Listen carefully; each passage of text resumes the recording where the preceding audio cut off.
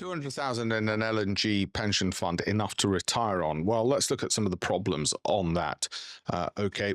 First of all, we've done a detailed breakdown on why they generate lower growth than many of you are expecting. First of all, they're usually default funds, and that means they're sort of middle of the road.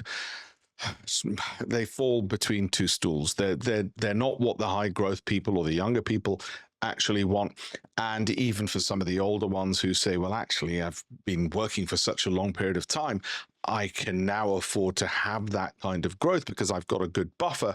It's not good for them either, because they look at the global markets and the growth they've seen there and they say, we're nowhere near that. So what the heck is going on?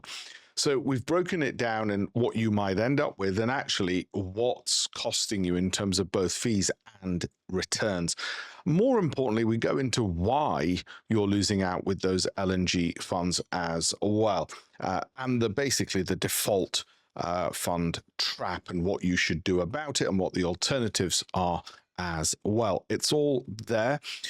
You only have to go to campaignforamillion.com/blog and you will see it for free. And if you want an analysis of whether 200,000 will last you into retirement based on your age, how much money you want to live off, and the growth your funds are doing, and the amounts you might be depositing before that, we've got a free tool at campaignforamillion.com/tools. I'd probably say the most important call to action is give us a call or fill in our free educational pension review form.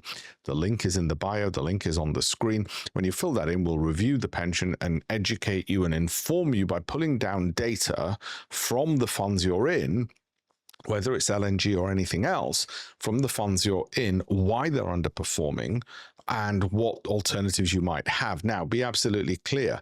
We have a preference, as I've written in my various books, my Financial Times columns, we have a preference for people doing it themselves. And you might think, I can't possibly do it myself. Well, you probably thought that about learning to drive a car as well. We want them to have SIPs and ISAs, basically all those lovely tools that the Sunday Times readers and the mass affluent middle class have that you're probably missing out on. SIPs, ISAs, and then buying the right quality companies within those or the right funds, leaving enough for rainy day funds and cash on the side as well so you can sleep easy at night. The link is in the bio. Give us a call or fill in the form for a free educational pension review on why it's not growing and why 200,000 in LNG might not be anywhere near enough for retirement.